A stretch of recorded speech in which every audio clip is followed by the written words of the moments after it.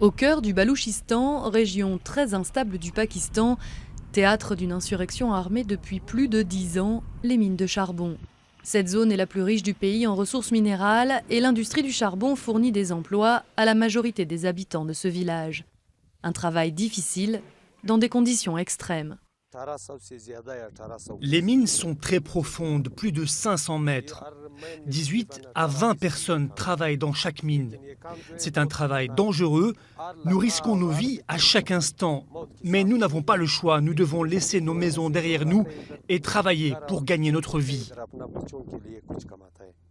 Et les accidents ne sont pas rares. Entre la rébellion, les tremblements de terre et les explosions, les mineurs sont en danger en permanence. 45 d'entre eux sont morts en 2011 à cause d'un coup de grisou. Mon fils et 2 collègues à lui travaillaient dans cette mine. L'un d'entre eux venait d'un autre village du Baloutchistan. Et soudain, il y a eu une explosion. Ils sont morts.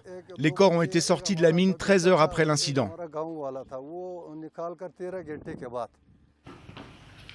Malgré ses ressources, le pays continue d'importer du charbon. Les infrastructures ne suivent pas parce que la situation reste extrêmement tendue par ici. Le Baloutchistan produit 100 000 tonnes de charbon par an, une goutte d'eau comparée aux centaines de millions de tonnes de réserves estimées.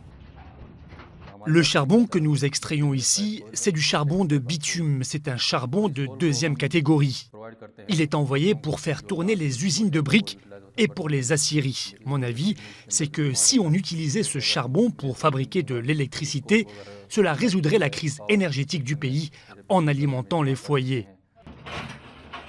Mais pour le moment, le problème est loin d'être réglé. Dans certaines régions du Pakistan, l'électricité est coupée 20 heures sur 24.